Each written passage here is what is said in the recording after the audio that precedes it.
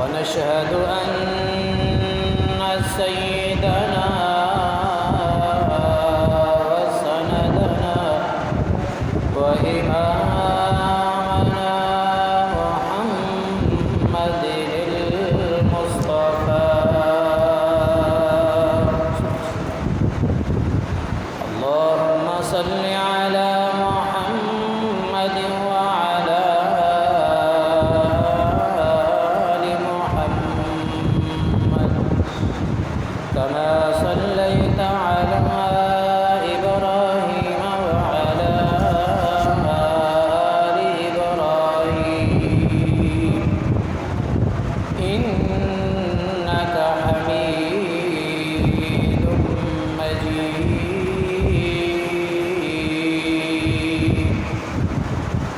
اللهم بارك على محمد وعلى آل محمد كما باركت على إبراهيم وعلى آل إبراهيم إنك حميد مجيد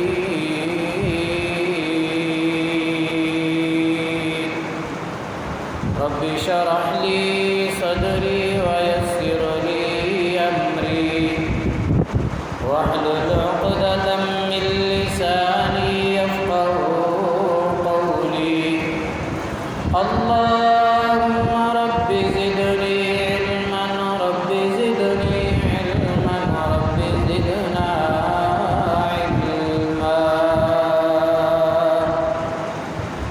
أعوذ بالله السميع العليم من الشيطان الرجيم بسم الله الرحمن الرحيم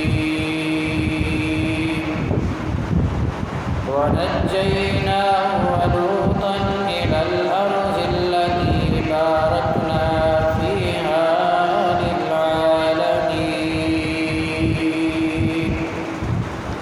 أو كما قال النبي صلى الله عليه وسلم قال المسجد الحرام قال قلت ثم أي قال المسجد الأقصى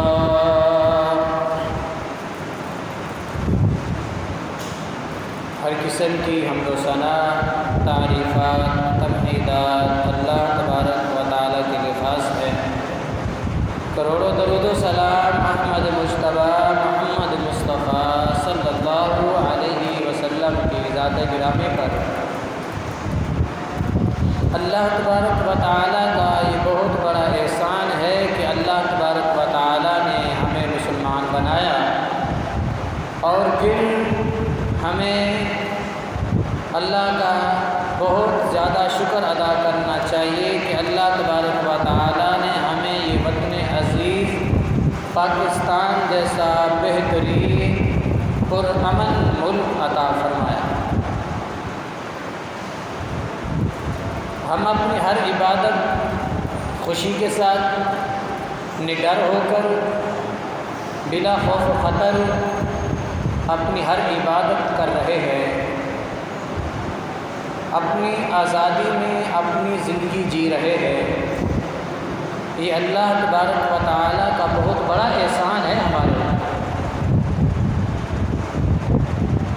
نعمت کی قدر اس کو ہوتی ہے جس سے اللہ نعمت چھین لیتا ہے۔ میری آنکھیں سلامت ہیں، مجھے اس کی اتنی قدر نہیں جتنی قدر اس کو ہوگی جس کی آنکھیں اس کے پاس نہیں۔ میرے ہاتھ سلامت ہیں، میں اللہ کا شکر ادا نہیں کرتا ہوں۔ شکر ادا وہ کرتا ہے کہ یا اللہ اگر مجھے تو دیتا تو میں ان سے زیادہ شکر ادا کرتا، جس کے ہاتھ نہیں، ہاتھوں کی قدر ذرا ان سے پوچھیے۔ چلنے کے لیے میرے پاس پاؤں ہیں، جن کے نہیں ہیں ان سے ان کی قدر پوچھیے۔ الغرض سر کے بالوں سے لے کر پاؤں کے ناخن تک انسان اپنی اللہ کی دی نعمتوں کو گننا اور شمار کرنا شروع کر دے اور شکر ادا کرنا شروع کر کر دے تو نہیں کر سکتا۔ سر کے بالوں سے لے کر پاؤں کے ناخن تک اس میں سے کوئی ایک بھی نعمت اللہ چھین لے پھر پتہ چلتا ہے۔ اسی طرح اللہ تبارک و تعالیٰ آزمائشی بھی دیتا ہے، وہ ایک قوم کے اوپر ہو، وہ ایک ملک کے اوپر ہو، وہ ایک خطے کے اوپر ہو، وہ ایک جزیرے میں ہو، اللہ آزمائشیں بھی دیتا ہے اور آزمائشوں میں کامیابی بھی دیتا ہے صبر کرنے والا۔ اس وقت ملک فلسطین کے جو حالات آپ کے سامنے ہیں، قبلہ اول اور اس کا تحفظ آج کا ہمارا سبق ہے۔ امید ہے اور اللہ تعالیٰ کی ذات پر یقین کرتے ہوئے انشاءاللہ میں کوشش کروں گا کم وقت میں آپ کو زیادہ سے زیادہ سبق سنا سکوں۔ فلسطین کی سرزمین یہ وہ سرزمین ہے جسے شام کی سرزمین بھی کہا جاتا ہے، اور شام کی سرزمین کی فضیلت اللہ نے بارہا قرآن مجید کے اندر بھی ارشاد فرمائی ہے اور حدیث رسول اللہ میں بھی موجود ہے۔ یہ وہ سرزمین ہے کہ جس کے متعلق اللہ تبارک و تعالیٰ نے حضرت ابراہیم علیہ السلام، حضرت لوط علیہ السلام کو فرماتے ہوئے اللہ تبارک و تعالیٰ نے سورۃ الانبیاء آیت نمبر 71 میں فرمایا وَنَجَّيْنَاهُ وَلُوطًا إِلَى الْأَرْضِ الَّتِي بَارَكْنَا فِيهَا لِلْعَالَمِينَ، ہم نے اس کو نجات دی، ان ظالموں سے بچا کر ان کو اس سرزمین کی طرف بھیج دیا، لے آئے، نجات دے دی اور اس سرزمین کی طرف لے آئے جس زمین کے رہنے والوں کے لیے ہم نے برکتیں نازل فرما دی۔ تفسیر ابن کثیر کے اندر امام ابن کثیر رحمہ اللہ فرماتے ہیں اس آیت کی تفسیر میں کہ یہ آیت جس زمین کی طرف اشارہ کر رہی ہے کہ اللہ فرماتے ہیں برکت والے زمین کی طرف ہم ان کو لے کے آئے، وہ زمین سرزمین فلسطین ہے۔ اللہ اکبر۔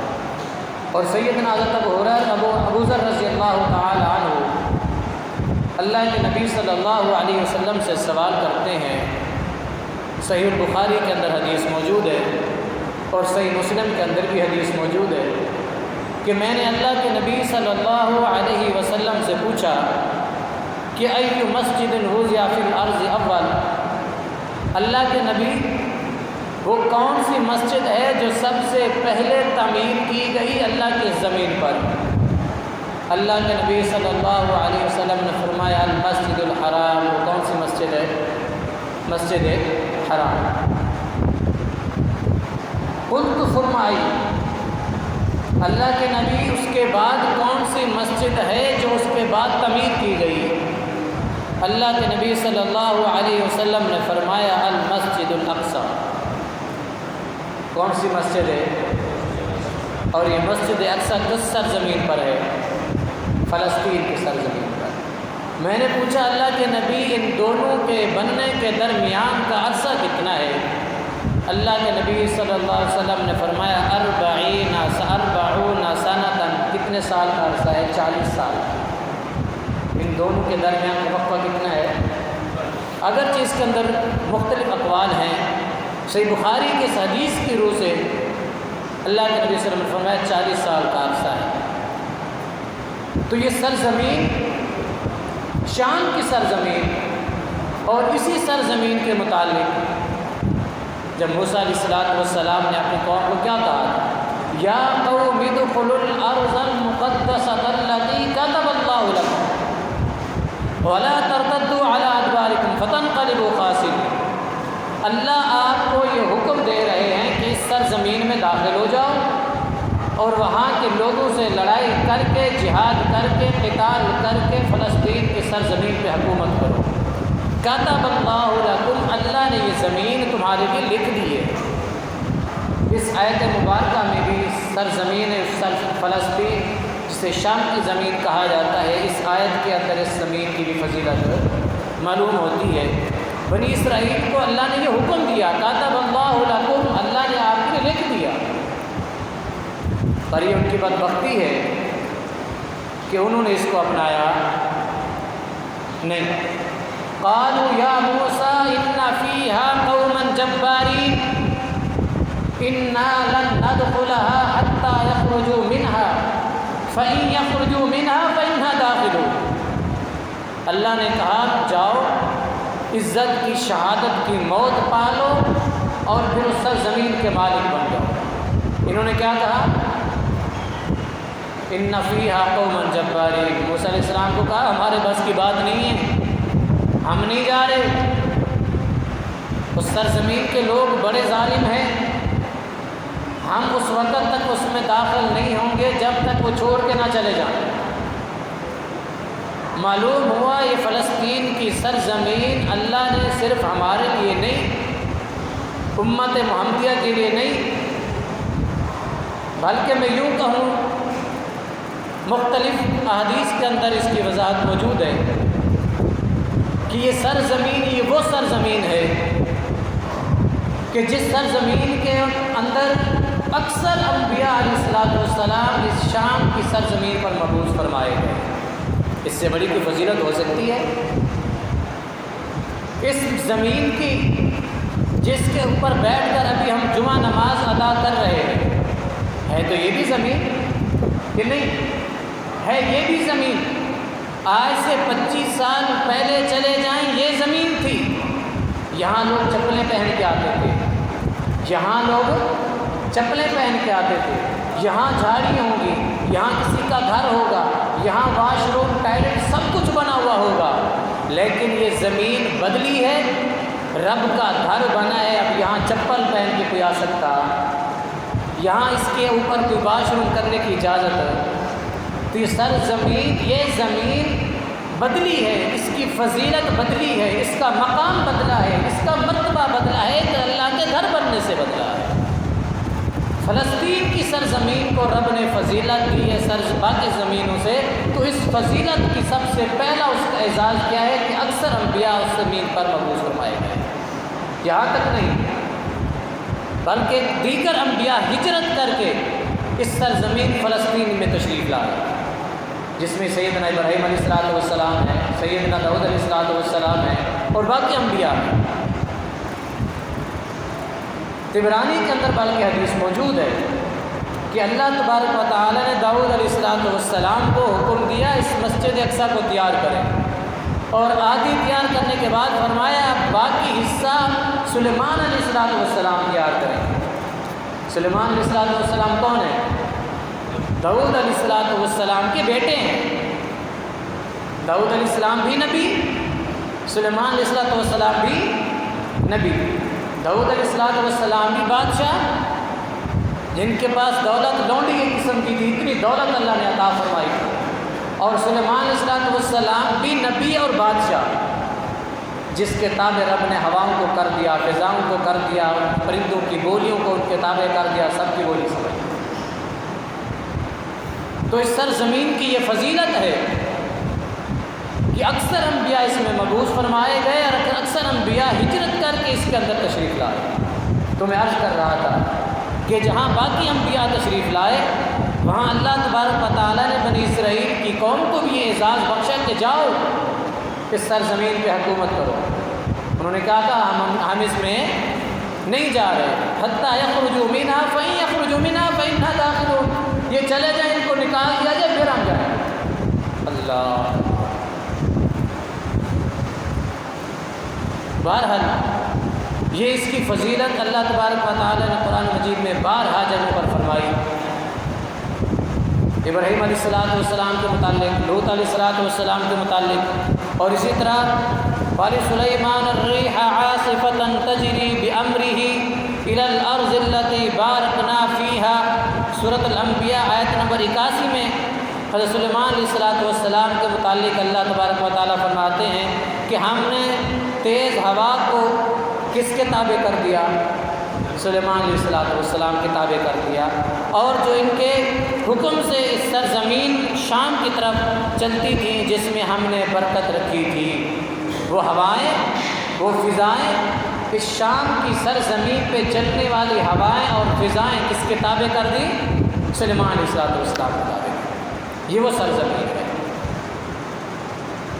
اب اس کے سرزمین کے اوپر بننے والا وہ بیت اللہ قبلہ اول جو ہمارے موضوع سے تعلق رکھتا ہے، قبلہ اول اور اس کا تحفظ.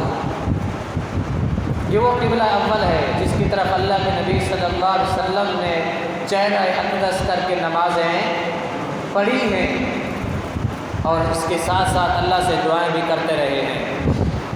دل میں ایک خواہش بھی تھی. پھر وہ ایک وقت آیا، اللہ نے فرمایا قد نرا تقلب وجهك في السماء فلنولینک قبلۃ ترضاها. آپ کا چہرہ بار بار آسمانوں کی طرف اٹھنے والا چہرہ ہم دیکھ رہے تھے. ہم نے آپ کو راضی کر دیا، آپ